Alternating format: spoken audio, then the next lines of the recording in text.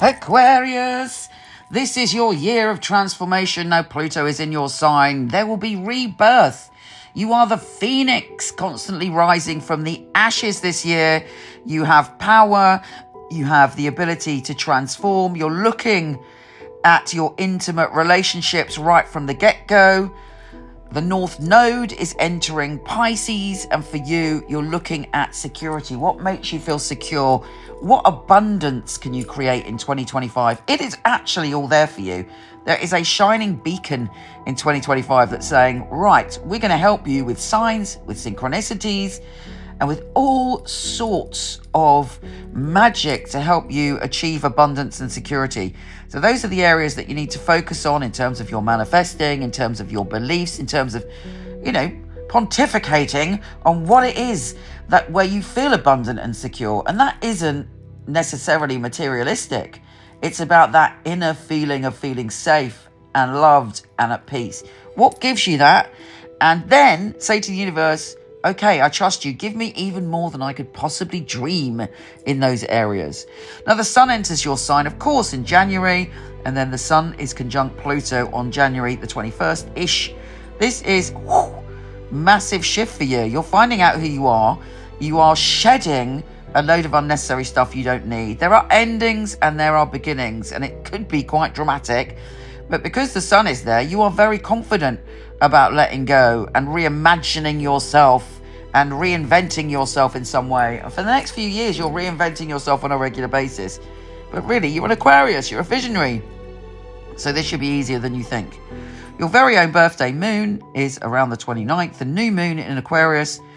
Really think about who you want to be. Really kind of focus on your best qualities and how to enhance them, and dream big and cast out a dream or a manifestation into the universe, because that should deliver for you. Now, the full moon in Leo is opposing Mercury in your sign on February the 12th. And there is a moment when you are thinking about who you want to give your energy to on a one-to-one basis, who is important to you, and you're going to get some massive messages around that area. The new supermoon in Aries is a partial solar eclipse on the 29th, and you're having some very big conversations all year about your reality, about what you want to create, and you'll probably notice that your whole kind of belief system of what you thought made you happy may shift, and you're having these new ideas and these new revelations which were super powerful and somewhat surprising. Now, Neptune is leaving Pisces and going into Aries, and you are having visionary thoughts, and you are being told to trust your intuition when it comes to communication. What do you feel that you want to talk about and put out there in the world? Neptune will give you the answers, but don't fall into any illusions, because Neptune's quite good at that too. Now, Mars enters Leo on April the 18th, and your relationship zone is fired up. You are extremely passionate from April onwards, and you are feeling, that you're capable of doing anything, but you need a teammate to do it, whether that's a lover, whether it's a business partner, whether it's you and your dog going hiking over the mountains. You need someone, a one-to-one with you, to boost your energy from April the 18th. Now, Pluto is going retrograde in your sign on May the 4th, and it may be you have to go backwards to look at some of the things that were pivotal in creating who you are. The life changes, the letting go, the rebirths. How did that lead you to who you are? And is there anything that you want to take from the past, or indeed further let go, so that you can move forward free to be the person, the dynamic person that you're going to be, the phoenix that you have become. Now, Saturn enters Aries on May the 25th, and this is a big shift in all of our commitments, who and what we want to commit to. Sorry, there's a tractor going past. Who and what we want to commit to, and, what our voice means. So we say what we mean, and we stick to it with Saturn in Aries. And if we start sort of bullshitting people, bullshitting ourselves, or saying things that are, just we know aren't true, Saturn won't like that. So be very true to yourself and be very true to your word, and then Saturn will deliver some big rewards. The new super moon in Gemini on May the 27th is great for you. It's a peak experience of joy and wonder. And then on June the 9th, we have Jupiter entering Cancer. And it's a new era for you where you're shuffling things around. You're looking at your health and well-being, your habits, your day-to-day routines. And by making simple, tiny changes, you will get huge rewards. Jupiter is on your side and will help you resolve lots of stuff. In July also, it's a great time for your relationships, particularly the new moon when it opposes Pluto. You're going to see things as they are, and you're going to make the changes that you need to make. If anybody is not meant to be around you on a one-to-one basis, it is the time to let go then. Now, the full moon in your sign is around August the 9th, depending on where you are in the world. What peak experience do you want to manifest on that full moon? Think about it before.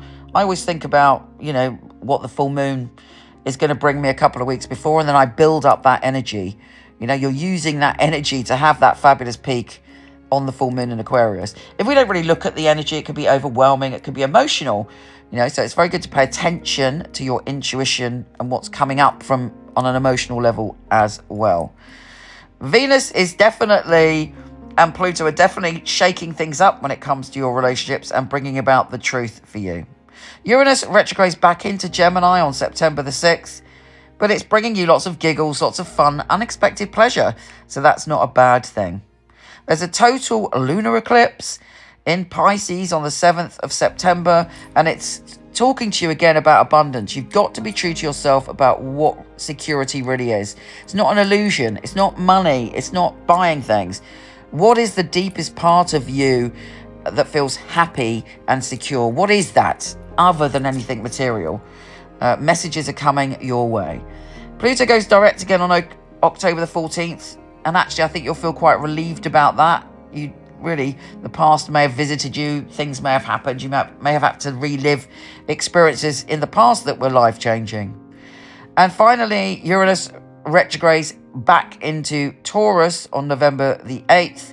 And you're feeling this sense of, you want to really think about your home and family. And there may be unexpected changes there. Ultimately, they could be very liberating. Take care, gorgeous, and I'll speak to you soon. Have a stunning 2025.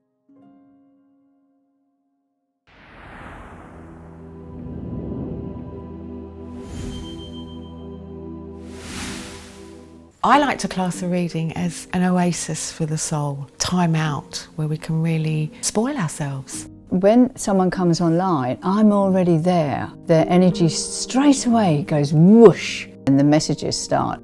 We need happiness in our lives, we need joy, we need love, and these things shouldn't be so elusive. They should come to us as our birthright, and I want people to have that, to give them the ability to go directly to their dreams.